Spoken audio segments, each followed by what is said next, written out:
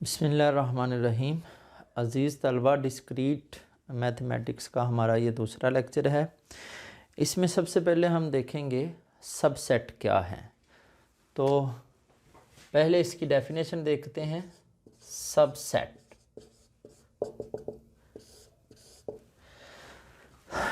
Subset जैसे कि नाम से ही पता चल रहा है, सबसेट सब कहते हैं एक पीस को, एक पार्ट को, एक टुकड़े को।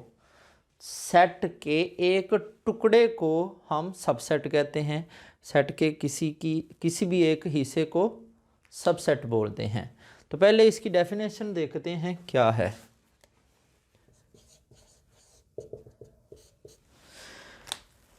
Late A and B are two sets, then A is subset of B if and only if। ये जो if and only if है, इसको हम IFF भी बोलते हैं। if and only if any element of A is an element of set B। देखें, हमारे पास दो सेट हैं, तो A को हम सबसेट कब कहेंगे B का? जब एनी एलिमेंट ऑफ ए का कोई भी एलिमेंट लें तो वो एलिमेंट बी का भी होना चाहिए। इसको हम लिखते कैसे हैं? It is written as A subset B. इसको हम ए सबसेट बी लिखते हैं इस तरीके से। अब इसको हम सिंबॉलिकली देखते हैं कि वो कैसे लिखते हैं। सिंबॉलिकली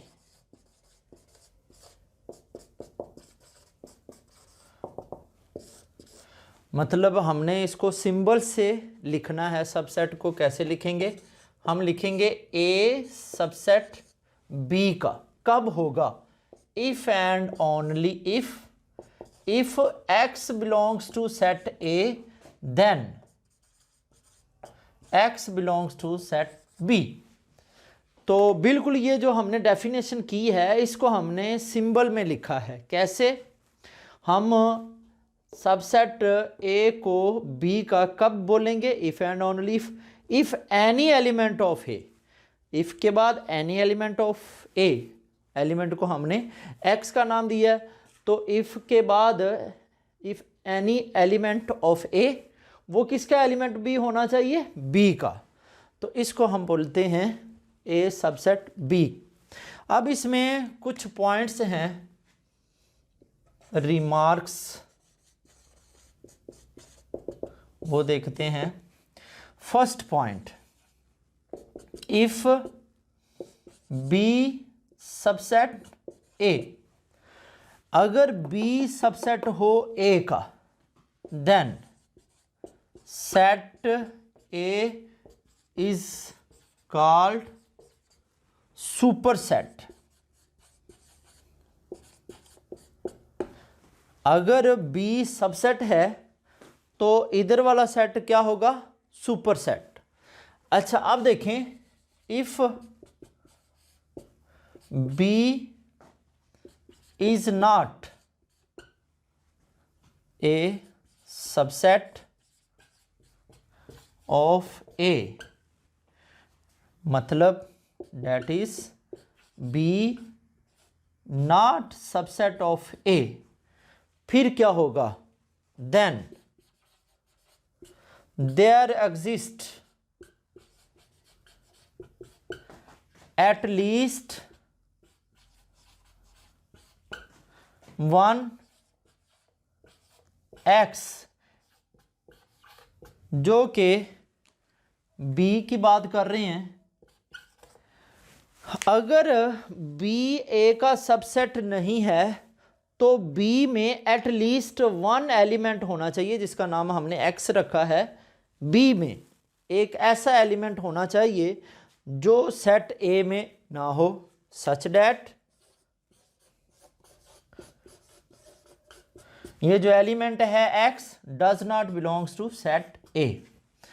तो ये बहुत इंपॉर्टेंट पॉइंट है, इससे हम अभी थ्योरम भी एक करेंगे। तो क्या है, अगर बी ए का सबसेट नहीं है, बी ए का सबसेट नहीं है, तो बी में एटलीस्ट एक एलिमेंट ऐसा ज़रूर होना चाहिए जो कि सेट ए में ना हो। इसी तरह एक और पॉइंट है, every set is subset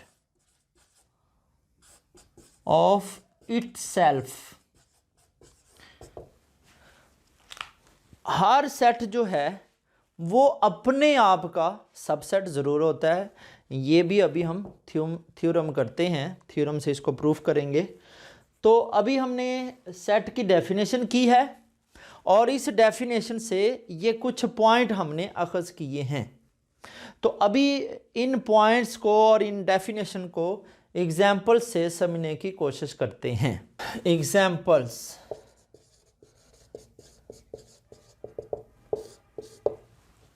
suppose हमारे पास एक सेट है ए 1 2 3 4 5, एक सेट है हमारे पास बी 2 3 4।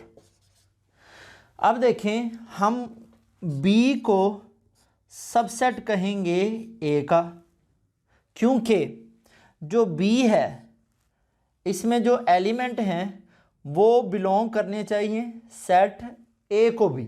तो बी में जितने भी एलिमेंट हैं 2 3 4 ये सेट ए को भी बिलोंग कर रहे हैं, तो इट मीन्स बी सबसेट है ए का। अब देखें एक और, सपोज मैं लिखता हूँ सी 2 3 7 9। अब सी जो है, सी सबसेट नहीं है ए का, क्योंकि अगर सबसेट नहीं है इसका मतलब, मैंने आपको पॉइंट में समझाया था, इसका मतलब है कि सी के अंदर एट लीस्ट वन एलिमेंट ऐसा होना चाहिए, एट लीस्ट वन एलिमेंट जो इसमें ना हो। तो अब देखें सी में 7 ऐसा एलिमेंट है, 1 होना चाहिए, एट लीस्ट 1। इससे ज़्यादा हो जाए तो खैर है, इससे ज़्यादा हो जाए और अच्छी बात है। तो कम से कम एक एलिमेंट हमें ज़रूर मिलना चाहिए जो कि इसमें हो और इसमें ना हो, तब हम बोलेंगे सी जो है सबसेट नहीं है ए का। तो बहुत सी एग्जांपल्स आप दे सकते हैं सबसेट की, जैसे कि हमारे पास सपोज एक्स एक सेट है ए बी सी डी, एक वाई सेट है हमारे पास ए डी एफ, एक जी सेट है सी डी। तो क्या जी सबसेट होगा एक्स का? यस। डेफिनेशन क्या है? जी में जो भी एलिमेंट हो वो एक्स में होना चाहिए, तो फिर होगा सबसेट। तो जी में सी है, एक्स में है, जी में डी है, ये भी एक्स में है, ठीक है। तो क्या y जो है वो सबसेट है x का? बिल्कुल भी नहीं। तो y सबसेट x का नहीं है। वजह क्या है? वजह ये है कि y में एक ऐसा एलिमेंट है, f जो कि x में नहीं है। एटलीस्ट वन एलिमेंट मिलना चाहिए जो इसमें हो और इस सुपर सेट में ना हो। तो आई होप आपको सबसेट की समझ आ चुकी है, सबसेट और उसकी एग्जाम्पल्स। तो अभी हम देखते हैं सबसेट्स की टाइप्स ऑफ सबसेट। सबसेट की 2 टाइप्स हैं। There are 2 types of subset. First one is proper subset. पहली है प्रॉपर सबसेट। अब प्रॉपर का उर्दू में मीनिंग है सही, मुनासिब, के मुताबिक, मतलब बिल्कुल दुरुस्त।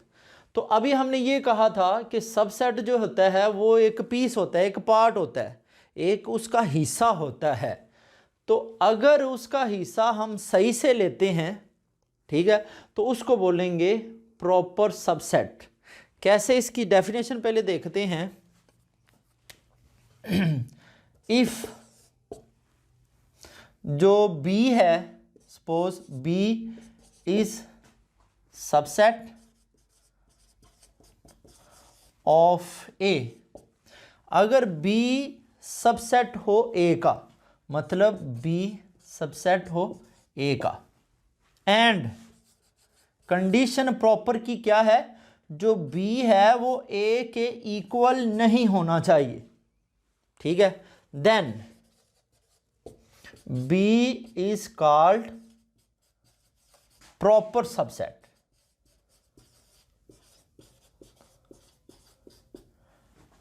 Of A। अब देखें, अगर B A का सबसेट है, ठीक है, और दोनों इक्वल ना हो।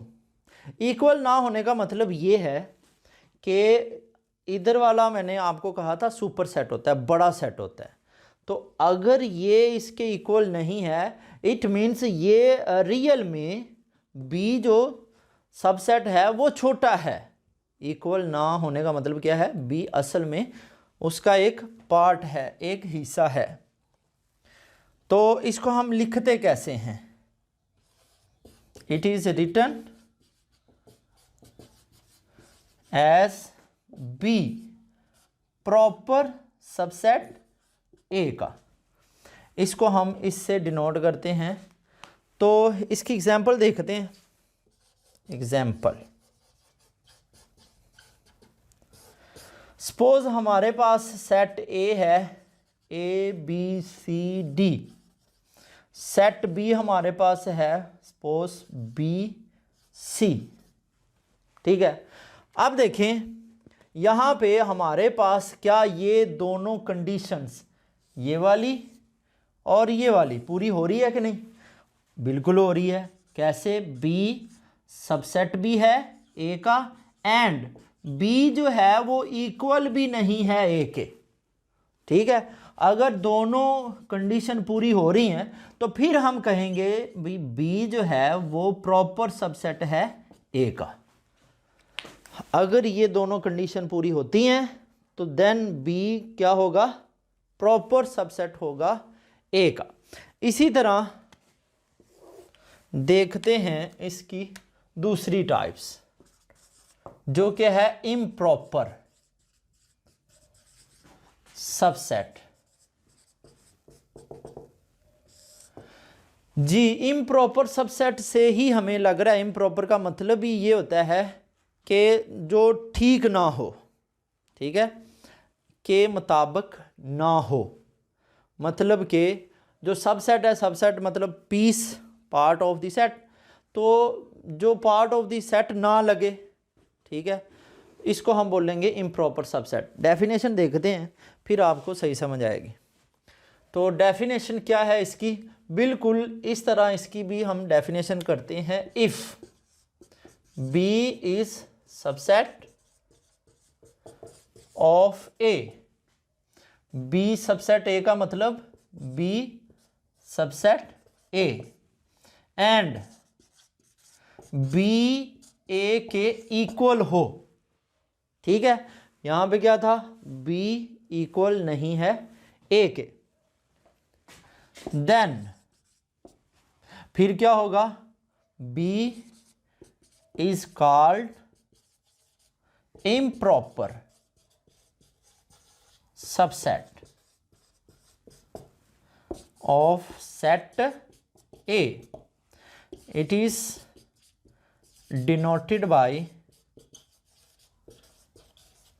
बी सबसेट, सबसेट मतलब इम्प्रॉपर सबसेट ऑफ ए। अच्छा, इसमें देखें इसकी एग्जांपल, सपोज ए हमारे पास 1 2 3 है, बी हमारे पास 2 3 1 है सपोज, ठीक है। अब देखते हैं क्या ये कंडीशन दोनों जो है सेटिस्फाई हो रही हैं। पहली, बी सबसेट ए का बिल्कुल है, ठीक है, every element of B contain A. अच्छा, दूसरी कंडीशन क्या है यहाँ पे, क्या बी इक्वल है ए के? बिल्कुल है, इसमें 2 है, इसमें भी है 3, इसमें भी है 1, इसमें भी है, रीअरेंज करके इक्वल ही आते हैं, ठीक है। देन अगर ये दोनों कंडीशन पूरी हो रही हैं तो फिर हम क्या कहेंगे, फिर हम बोलेंगे जी बी इम्प्रॉपर सबसेट है ए का। अच्छा, यहाँ पे पॉइंट्स ये है कि हम आम तौर पे जब सबसेट की बात करते हैं तो सिंबल हमेशा ये यूज़ करेंगे, ठीक है। लेकिन अगर हमने इनकी टाइप्स की बात करनी है तो टाइप्स में हम इनका डिफ्रेंशिएट करेंगे। हम जो प्रॉपर है उसको इससे डिनोट करेंगे और कहेंगे जो इम्प्रॉपर है उसको इस सिंबल से हम लिखते हैं। तो आई होप कि आपको ये जो टाइप्स हैं सबसेट उसकी भी समझ आई है और इसकी एग्जांपल की भी समझ आई है। अब हम इससे सेट बनता है इक्वल सेट, वो देखते हैं। Equal set,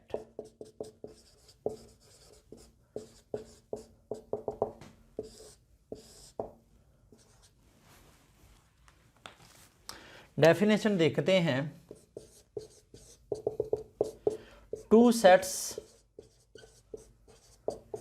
A and B are equal,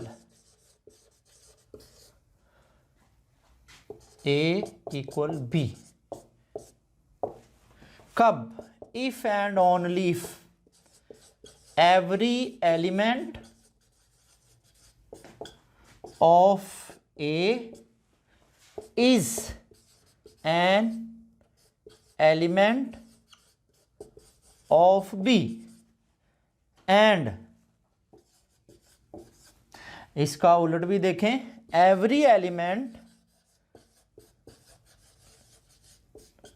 of B is an element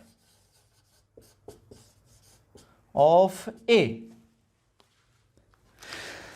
हमने क्या लिखा है, ये डेफिनेशन है, एवरी एलिमेंट ऑफ ए का हर एलिमेंट बी का भी होना चाहिए और बी का हर एलिमेंट ए का भी होना चाहिए। तो फिर हम कहेंगे ए इक्वल बी।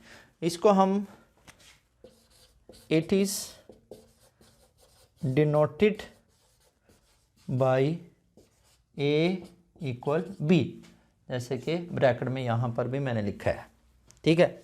अब इसको हम देखते हैं सिंबॉलिकली, यानी सिंबल से कैसे इसको शो करेंगे।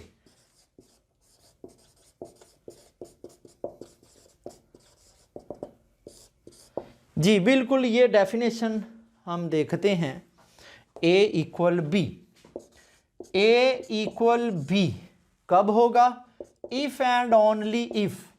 अब ये पहली definition, every element of A is an element of B, ये तो डेफिनेशन है सबसेट की, ठीक है। इसका मतलब बन रहा है ए सबसेट है बी, तो if and only if A subset B. And दूसरा क्या लिखा हुआ है, every element of B, B का हर element is an element of A, set A का भी है। तो ये किसकी डेफिनेशन बन रही है? बी सबसेट है ए का, तो एंड बी सबसेट है ए।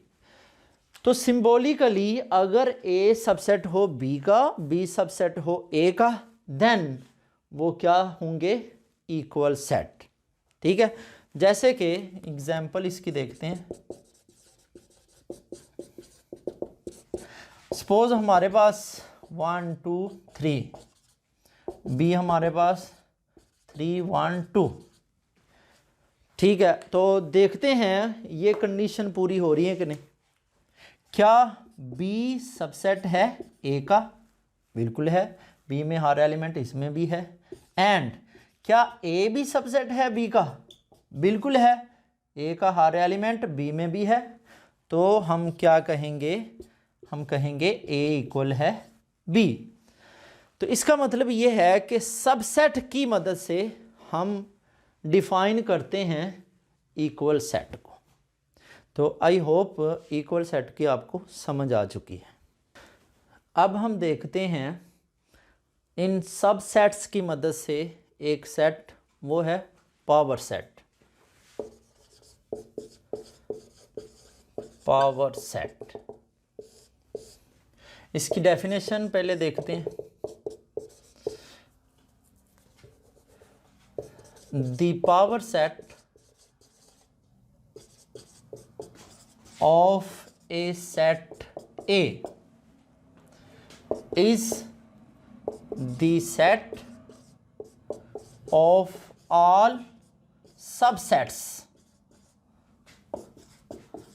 of set A। डेफिनेशन क्या है?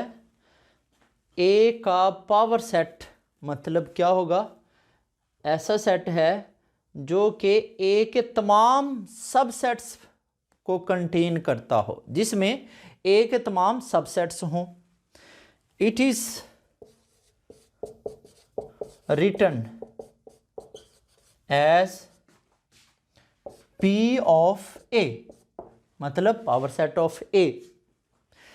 अच्छा, इसमें जो ए में सपोज एलिमेंट हों एग्जैक्टली एन।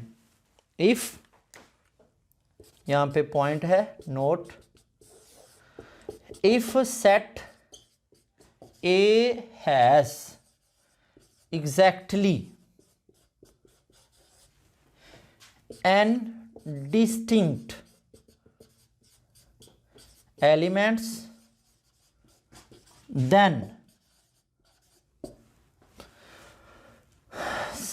पावर सेट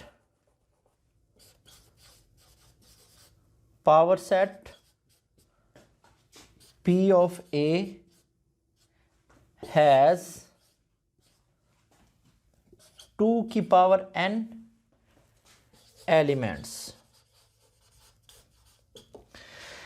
ये एक फार्मूला है पावर सेट में जितने भी सबसेट्स आते हैं उनकी तादाद को शो करने का, वो है 2 की पावर n। कैसे? अगर कोई एक सेट है और उसमें एग्जैक्टली n डिस्टिंक्ट एलिमेंट, मतलब सेपरेट n एलिमेंट हैं, 1 2 3 4 5 सेपरेट होने चाहिए, तो फार्मूला क्या होगा? पावर सेट में कितने आएंगे एलिमेंट या कितने सबसेट आएंगे? 2 की पावर n। n मतलब जो भी सेट ए में एलिमेंट हैं उनकी तादाद है। तो देखते हैं एक एग्जाम्पल से, ये जो कुछ भी हमने लिखा है एग्जाम्पल करते हैं। सपोज हमारे पास एक सेट है 0 1 2, हम चाहते हैं इसका पावर सेट मालूम करें। ठीक है, तो पावर सेट की डेफिनेशन क्या है? All the subsets of A, all the subsets. अब इसके सबसेट देखते हैं। सबसे पहले जो सबसेट होगा वो फाई होगा, खाली सेट। खाली सेट जो होता है वो हर एक का सबसेट होता है, ये हम थ्योरम अभी करेंगे। अच्छा, उसके बाद देखें दूसरे नंबर पे 0 जो है ये भी इसका सबसेट है, और ये कौन सा सबसेट है? प्रॉपर। इसी तरह 1 ये भी सबसेट है, 2 ये भी सबसेट है। अब हम क्या करते हैं, इस 0 को 1 से मिलाएंगे, फिर इसको 2 से मिलाएंगे, तो वो देखते हैं प्रॉपर सबसेट कितने बनते हैं। 0 और 1 एक ये बन गया, फिर 0 और 2 एक ये बन गया। अब हम क्या करते हैं, इस 1 को, ये जो 1 है इसको नेक्स्ट एलिमेंट से मिला के एक सेट लिखते हैं जो कि बनता है 1 और 2, और एंड पे हम यही सेट लिख देते हैं 0 1 2। तो ये एक हम सेट बना देते हैं लास्ट में, ये देखें ये एक सेट बन गया। इस सेट के अंदर क्या है, तमाम सब सेट्स हैं, किसके, ए के। तो ये क्या होगा फिर, पावर सेट। अब देखें जो हमने ये नीचे वाली बात की है 2 की पावर n, मतलब पावर सेट में सबसेट्स कितने होंगे। तो इसमें देखते हैं पावर सेट का साइज, ठीक है, मतलब इसमें एलिमेंट फार्मूला ये है। तो 2 की पावर n, n मतलब 1 2 3, तो ये क्या आएगा 8। तो ये देखें 1 2 3 4 5 6 7 8, इसका मतलब है पावर सेट में जितने भी सबसेट आएंगे उसको हम इस फार्मूले से लिख सकते हैं। अच्छा, यहाँ पे एक अहम पॉइंट है, वो ये, किसी भी सेट में जो फाई है और इटसेल्फ, ये सबसेट मस्ट होगा। कोई भी सेट है उसका सबसेट एक तो फाई होगा और एक इटसेल्फ सेट होगा। तो ये ट्रिवियल केस हैं। ट्रिवियल केस उसको कहते हैं जिसमें कोई भी शक व शुबा ना हो। तो phi always subset of any set, and जो इटसेल्फ है सेट वो भी सबसेट होता है।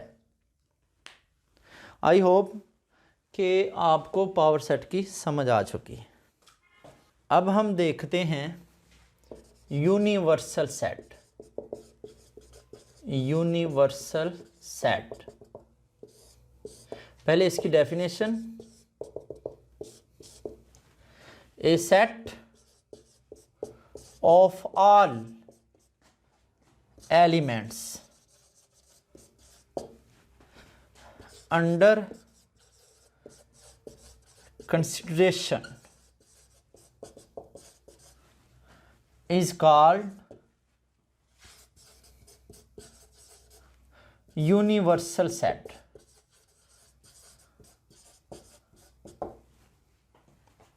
It is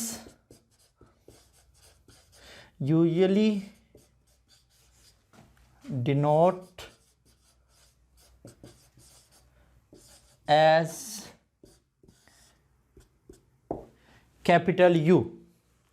डेफिनेशन क्या है, ऐसा सेट जो जिसमें तमाम एलिमेंट हों। कौन से एलिमेंट, जो कि अंडर कंसिडरेशन हैं, मतलब जितने भी सेट और हैं उनमें जितने भी एलिमेंट्स हैं वो सारे के सारे इस यूनिवर्सल सेट में होने चाहिए। एग्जाम्पल देखते हैं इसकी।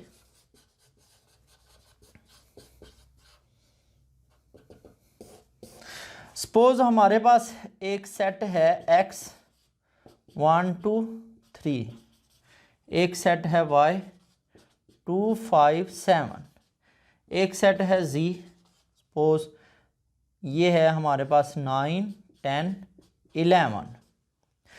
अब ये देखें हमारे पास 3 सेट हैं। तो यूनिवर्सल सेट मतलब U क्या होगा, अगर मैं उसको लिखता हूँ 1 2 3 अप टू 15, तो ये होगा यूनिवर्सल सेट। क्यों, क्योंकि इस डेफिनेशन पे पूरा उतर रहा है। डेफिनेशन क्या है, set of all elements under consideration. तो जितने भी एलिमेंट हैं वो इस सेट में हैं। इसका मतलब है तमाम एलिमेंट्स इसमें होने चाहिए, जो भी सेट बाकी दिए जाएं, तो उसको हम बोलेंगे यूनिवर्सल सेट। इसकी डेफिनेशन एक और तरह से भी हम कर सकते हैं यूनिवर्सल सेट की, वो ये है, डेफिनेशन हम करते हैं एक और तरीके से। The super set of all under consideration sets. बिल्कुल सेम, ये देखें अंडर कंसीडर सेट कौन से हैं, 1 2 3, तो इन सब से ये क्या है, सुपर सेट। तो ये भी एक डेफिनेशन है यूनिवर्सल सेट की। तो उम्मीद है ये जो यूनिवर्सल सेट है इसकी समझ आ गई है। आम अल्फाज में, आम वर्ड्स में इसको हम बोलते हैं सबसे बड़ा सेट, जितने भी बाकी दिए जाएं उनसे बड़ा सेट, तो वो होगा यूनिवर्सल सेट। अब हम देखते हैं फाइनाइट सेट। फाइनाइट सेट क्या है, इसकी definition, A set S is said to be finite set if it contain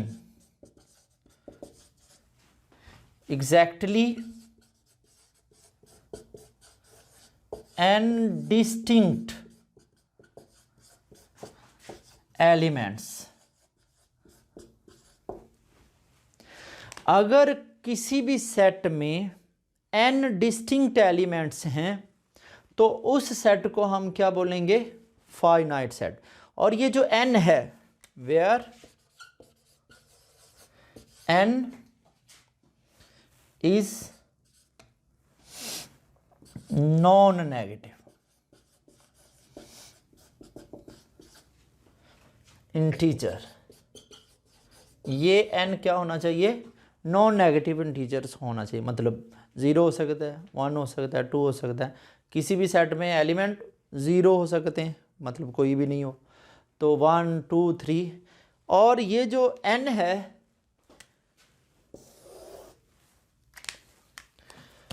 then n is the cardinality.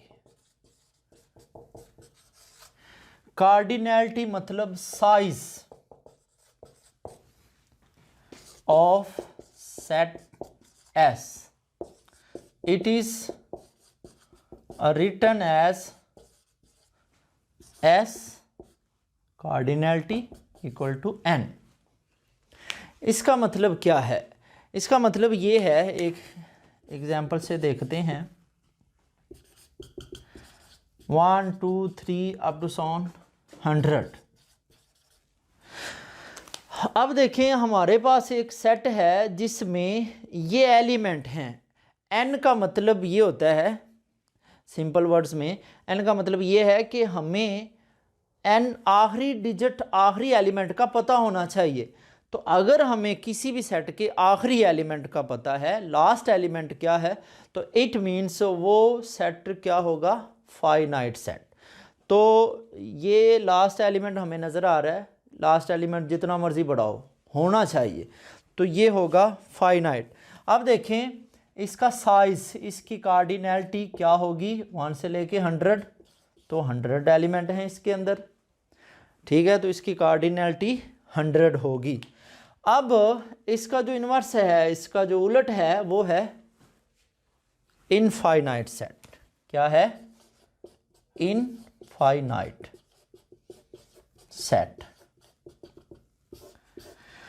अगर कोई भी सेट फाइनाइट ना हो, फाइनाइट का मतलब जिसका लास्ट एलिमेंट हमें पता हो, अगर पता ना हो तो इट मीन्स वो होगा इनफाइनाइट।